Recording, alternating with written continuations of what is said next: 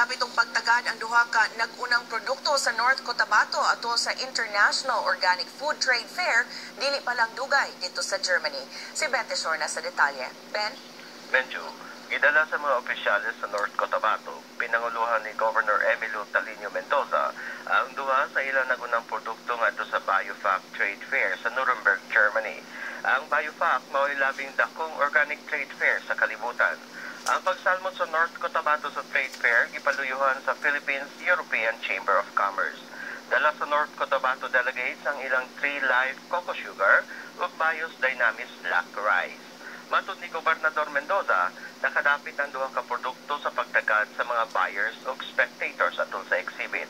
Ang mga mibisita sa trade fair nakagikan sa nagkalain-laing bahin sa kalibutan sama sa Europe, South America, Middle East, Asia o Australia kinsa pulos pumapalitay og produkto. Ang Bios Dynamis hinimo sa Don Bosco Foundation sa lungsod sa Makilala, samtang ang Tree Life Coco Sugar hinimo sa lungsod sa Carmen.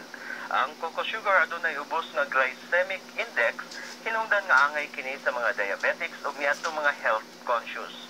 Atol sa exhibit, ang mga namalit sa Bios Dynamis Organic Black Rice nagagikan sa Germany, Hong Kong, Dubai ug Macau. Samtang dunay nagpangutana sa produkto ng mga entrepreneurs gikan sa Brazil, Canada, USA, Chile, Russia, Israel, Saudi Arabia, Italy, Australia ug Holland. Ipaabot ni Gobernador Mendoza nga dunay daghang order sa organic black rice gikan ning maong mga nasod. Interesado sa coco sugar ang mga negosyante gikan sa Brazil, Canada, United States of America, Russia ug Chile. Nagpangutana ang mga organizer sa Germany ngadto sa gobernador kung giunsa pagpalambo ang organic farming sa probinsya.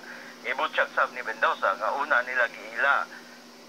nilang giila ang duha ka produkto dito sa Hong Kong, Macau ug China alang sa Bios Dynamis, samtang dito sa Netherlands ug UK alang sa Tree Life Coco Sugar.